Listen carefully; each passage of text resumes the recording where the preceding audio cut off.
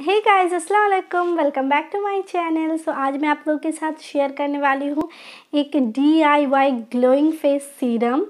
ये जो सीरम है ये पर्सनली मैं बहुत दिनों से यूज़ कर रही हूँ। मुझे बहुत अच्छा लगता है। जब भी मैं इसे अप्लाई करती हूँ फेस ना एक नेचुरली ग्लो करता है, और अगर आप इसे रेगुलरली यूज़ करोगे तो आप डेफिनेटली इसका जो रिज़ल्ट है आपको मिलेगा।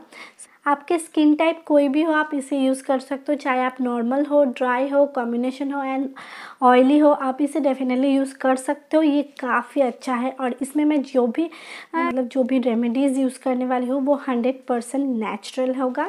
इसकी कोई साइड इफ़ेक्ट होता ही नहीं है। तो लेकिन हाँ, आप इसे यूज़ करके प्लीज़ सन में मत जाना, क्योंकि इसमें कोई सन प्रोटेक्शन नहीं है। सनबर्न का प्रॉब्लम जो है वो रहेगा, otherwise this is very good. Okay, so और एक बात मैं बता देती हूँ, इस सीरम को आप जो है 15 से 20 दिनों तक अपने फ्रिज में स्टोर करके रख सकते हो। DIY सीरम अगर यूज़ करते हो आपको कैसा लगा डेफिनेटली मुझे मेरे कमेंट सेक्शन बॉक्स में बताना। ओके, वीडियो हेल्पफुल हो तो वीडियो को लाइक एंड शेयर कर देना अपने फ्रेंड्स के साथ। चैनल में फर्स्ट टाइम आया हो तो प्लीज़ चैनल को सब्सक्राइब करना, रेड कलर के बटन को प्रेस करके साथ में छोटा सा बेल आइकन भी होगा उसे भी हिट कर देना, ताकि आप मेरे आने वाले हर वीडियो से अपडेटेड रहो। Okay, so without further any do let's get started. So guys, यहाँ पे है मेरी सारी इंग्रेडिएंट्स जो मुझे चाहिए होगा ये ग्लोइंग सीरम बनाने के लिए। फर्स्ट इंग्रेडिएंट है ये एलोवेरा जेल। यहाँ पे मैंने मी ग्लो का एलोवेरा जेल लिया है। आपके पास कोई भी एलोवेरा जेल है तो आप यूज़ कर सकते हो। उसके बाद मुझे चाहिए रोज़ वाटर। यहाँ पे मैंने डाबर गुलाबरी का रोज़ वाटर लिया है। नेक्स्ट इंग्रेडिएंट है ये सैफरन। एंड उसके बाद जो इंग्रेडिएंट है आप देख सकते हो ये 2 विटामिन ई की कैप्सूल। उसके बाद मैंने यहाँ पे लिया है ऑलिव ऑयल, और आपको चाहिए एक एम्प्टी ऐसे कंटेनर जहाँ पे आप DIY जो सीरम है उसे स्टोर कर सकते हो। एक एम्प्टी मैं बाउल लूँगी, उसमें 1 टीस्पून के करीब मैं एलोवेरा जेल ऐड करूँगी। नेक्स्ट मैं यहाँ पे ऑलिव ऑयल ऐड करूँगी और दोनों को अच्छे से मिक्स कर लूँगी। एलोवेरा जेल आपके स्किन को सनबर्न से बचाता है। इसमें कूलिंग प्रॉपर्टीज़ है जो आपकी स्किन के लिए बहुत ही बेनिफिशियल होता है, और ये आपकी एंटी एजिंग से भी फाइट करता है, एक्ने को दूर करता है, स्किन को लाइटन बनाने में हेल्प करता है। ऑलिव ऑयल में विटामिन A, D, E और K है जो एंटीबैक्टीरियल इफ़ेक्ट भी है, जो आपके स्किन के लिए बहुत ही हेल्पफुल होता है, आपके स्किन को नेचुरली मॉइस्चराइज करता है।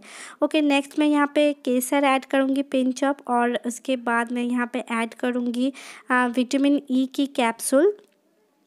ओके, सो केसर स्किन को नेचुरली लाइटनिंग एंड ब्राइटनिंग बनाता है, आप सबको पता ही होगा। केसर में एंटी फंगल प्रॉपर्टीज़ है जो आपके स्किन से एक्ने पिंपल्स को दूर करता है। ये आपके स्किन से डलनेस को रिमूव करता है, और साथ ही साथ आपके स्किन से टैन भी रिमूव करता है। और केसर आपके स्किन से ब्लेमिशेस को भी दूर करता है। विटामिन E आपके स्किन को नरिश करता है, एंटी एजिंग से लड़ता है, डार्क सर्कल को रिमूव करता है, और आपके स्किन को ओवरऑल बहुत सारे हेल्प करता है। ओके, उसके बाद मैं यहाँ पे रोज़ वाटर ऐड करूँगी। यहाँ पे 2 टीस्पून मैं रोज़ वाटर ऐड करूँगी और अच्छे से मिक्स कर लूँगी। आप देख सकते हो ऐसे ही थिक कंसिस्टेंसी में जब कन्वर्ट होगा तब आप सोच लेना कि आपकी जो ग्लोइंग सीरम है वो बिल्कुल रेडी है। सो रोज़ वाटर आपके स्किन की pH बैलेंस को मेंटेन करता है, स्किन से एक्सेस ऑयल को रिमूव करता है। रोज़ वाटर आपके स्किन से डलनेस एंड रेडनेस, इरिटेशन जो भी है उसे रिमूव करता है। ये बहुत ही अच्छा एक क्लींजर का काम भी करता है, और साथ ही साथ आपके ओपन पोर्स जितने भी होते हैं उसे मिनिमाइज़ करते हैं। सो आप देख सकते हो मैंने अच्छे से इसे जो है मिक्स कर लिया है, और ये काफ़ी थिक कंसिस्टेंसी में कन्वर्ट हो गया है।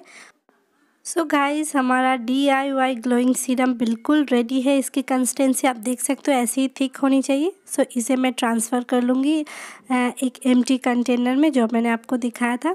सो गाइस आप इसे दिन में 2 बार यूज़ कीजिए, नाइट टाइम एंड मॉर्निंग में यूज़ कर सकते हैं। फेस को अच्छे से फेस वॉश कर लीजिए, उसके बाद इसे मसाज करते हुए अप्लाई कीजिए और तब तक मसाज कीजिए जब तक आपकी स्किन में ये जो सीरम है पेनिट्रेट ना हो जाए।